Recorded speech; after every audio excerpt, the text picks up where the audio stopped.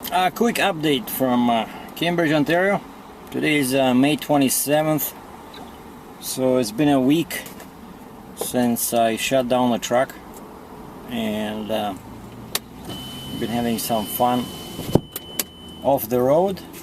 And I'm sitting in my car at the Cambridge Mac, now known as Vision Truck Group. These guys just changed their name. Like the old trucks that are still parked here on the, mud flap, it says Cambridge Mac. On the new ones it says Vision Truck Group, so this way you can figure out which trucks have been here for a long time. So just to sum things up, right, so I was looking at this short wheelbase heavy haul tractor, and they were giving me 10,000 bucks for my current truck. And so I started looking for private buyers, and there were like 2 or 3 guys, one guy from Alberta, one guy from Windsor, Ontario.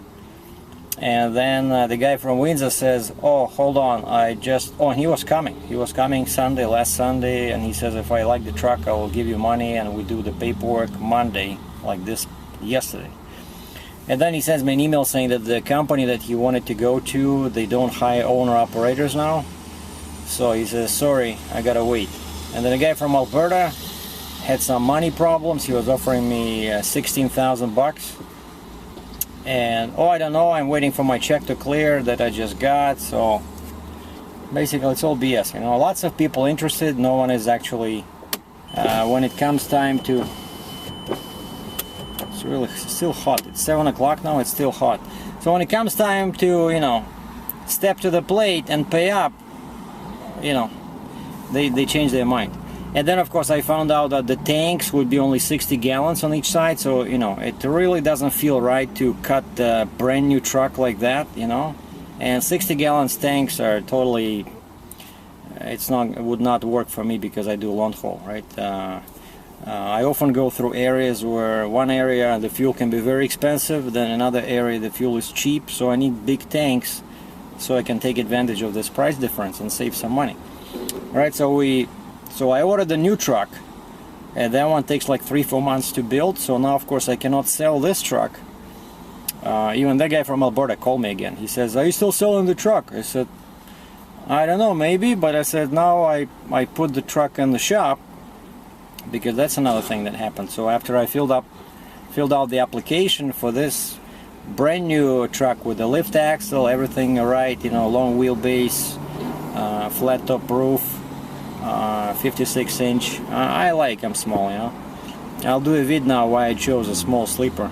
So while I was waiting for my application to be processed, and they're checking your credit, it's a lot of money.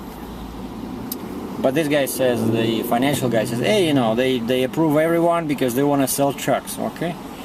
But meanwhile, no one is buying my truck, so I figure, the truck is out of service on the Landstar system. I cannot do any loads. And you only have like 15 days to submit proof of repairs. Otherwise the carrier, Landstar in this case, can be fined by Texas DOT, who gave me the ticket, and then they can pass, I read it online, it says they can pass, no, actually it wasn't online, it was in the test that I had to take 2 classes online, like training, and they said they can get a fine up to like $11,000. And if they were late because of the driver's fault, they can pass this fine to the driver. Well, thank you very much. 11,000 bucks. So I brought the truck to this Cambridge Mac shop, the same or Vision Truck Group, right? Because these guys are really good. And then they call me and they say, oh, we don't think it's the transmission. They said, and it's not the fuel pump. It's again, that power steering thing there's a pump, something there with power steering, and it was leaking. And then they said the top cover of the engine was leaking, and that's why it was dripping. And that's why it's important to keep your truck clean, because when it's all dirty, the DOT guys go under and they cannot tell where the leak comes from, right? So now I probably are gonna wash it more often, because especially since now it's warm, it's summer. The guy that you probably saw now, oh, you didn't see that, it was Morris Transport, and there's a shop corner here, and he had a 53 drive-in trailer, and I could see how the trailer went like this, meaning that his rear wheels went on the shoulder, and there's a big stone in there, a big rock. On this corner, lots of guys, I noticed, they have because I was doing video here and taking pictures and they don't go wide enough. But anyway, so I brought the truck here and they said, yeah, it's not your transmission. Okay, good. And so that was, I think, Friday, and today's Tuesday. So it took them a while because they were waiting for some parts. So yeah, so they opened the engine, just the top part, and they replaced that gasket because it was dripping because the transmission is right under the engine, and it created the illusion that the transmission was leaking. So they fixed that leak, they fixed the power steering leak. So it turns out it was not the gasket. The gasket was one thing, now on the actual container where the fluid is, but now it was on this pump. Anyway, so they fixed that, and they fixed the light, the backup light. Turns out the light was burned out and the switch was bad. There's a switch on the transmission case, so when you put the gear in reverse, that light's supposed to light up, and it's a violation if it doesn't. So they fixed all that, and the price was $1,850 or something Canadian. So dollar now is about like 1.1. So let's say 1850 divided by 1.1, so it's roughly $1,681 US, and that's without the transmission. So I can only imagine how much I would have to pay if they had to take the transmission and the clutch out. It probably would be close to, I don't know, 4 grand. So I got lucky. Touch wood, you know. And then this morning, to continue with the update, if you guys not sleeping yet, but this morning this guy, the financial guy, calls me and he says, Mac Finance, they didn't like your application. I say, why is that? And they said, well, they found something happened in 1999. I said, really? Well, I had some, boo-boo in my credit, and I said, you guys realize that's 15 years ago, right? Yeah, but you should have told us.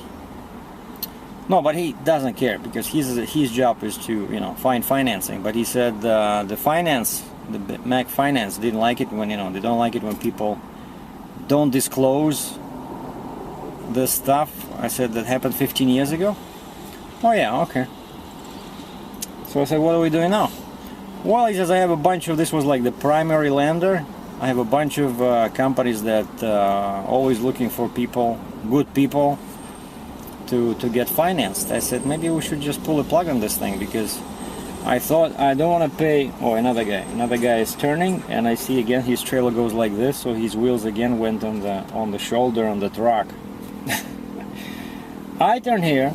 All you have to do is you have to go really wide, and you have to be in the middle, because there's 2 lanes to be, block this outside lane so that people cannot pass you. Just go really wide.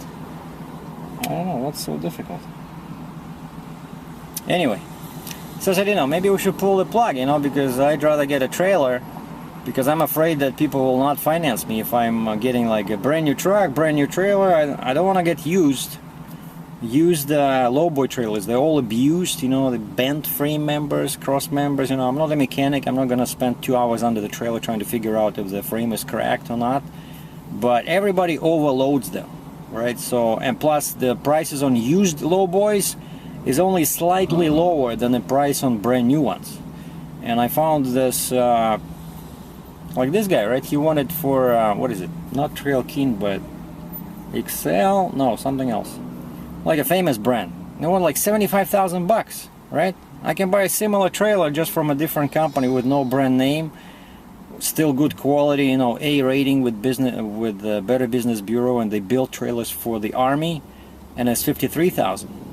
We're talking US dollars, but it's like huge difference, And you look at truck paper or truck and trailer in Canada, and like I said, used trailer will be maybe, I don't know, 40,000, 45,000, like a good used trailer. It doesn't make sense. A new one comes with warranty, all that good stuff. So basically now, yeah, this guy, and I called the salesman, I said, you know what, I talked to this guy, the financial guy, right? And he says, now we're gonna look at the secondary lenders, because, you know, it's a lot of money, right? And by the way, after that thing, whatever I had that bad thing in 1999, I had an apartment. I bought an apartment. I sold an apartment. I bought the truck in 2007, right? 64,000 bucks. I had like 3 cars. You know, like I had Ford F-150. I had what did I have? Chevy Cobalt. I had Ford Focus. And now I have Mazda 3, and I bought them all new. No problems. These guys start digging like fucking 19th century, you know, somewhere. 100 years, what happened 100 years ago. I don't like this. That's why I said, you know, I don't feel like a valuable customer, you know. So I called the salesman. I said, you know what, maybe, you know, here's this. I said, what happens to my $1,000 that I gave you? If we pull the plug now, can I get it back? And he says, sure.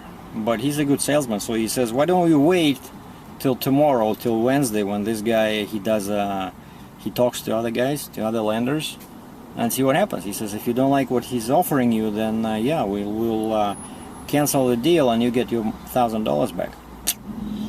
So that's it. Now my truck is ready.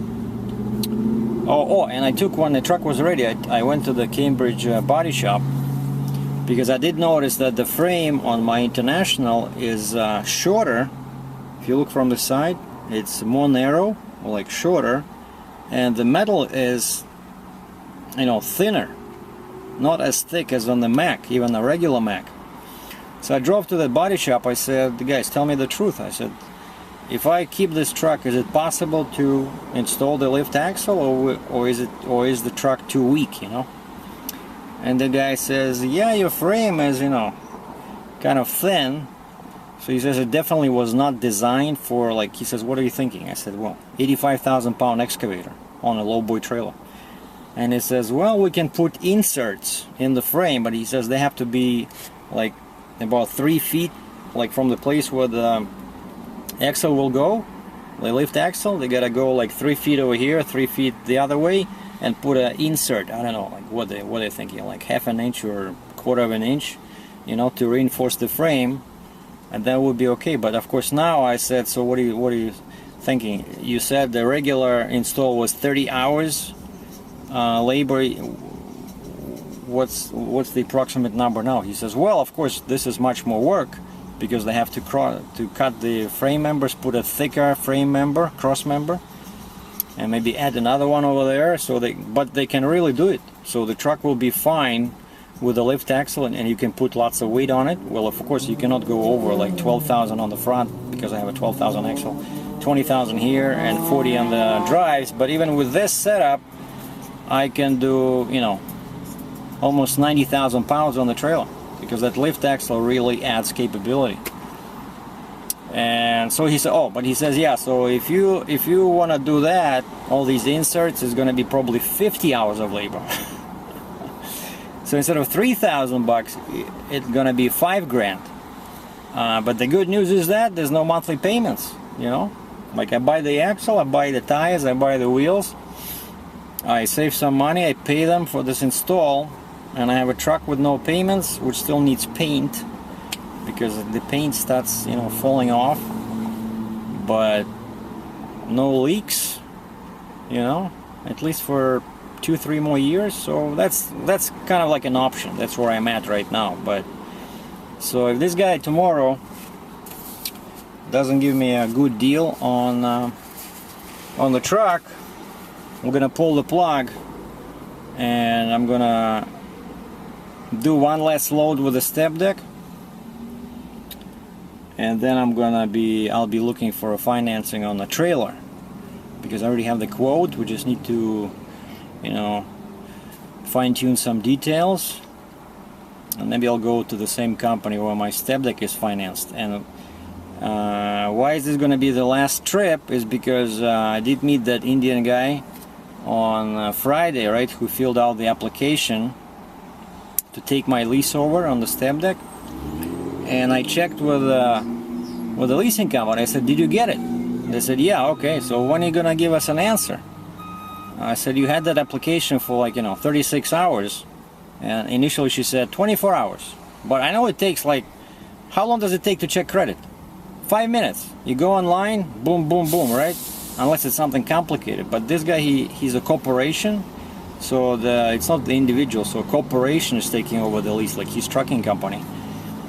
And then finally I bugged her again this morning and I said, you know, like, come on, I don't want to lose this guy. He's really interested, you know.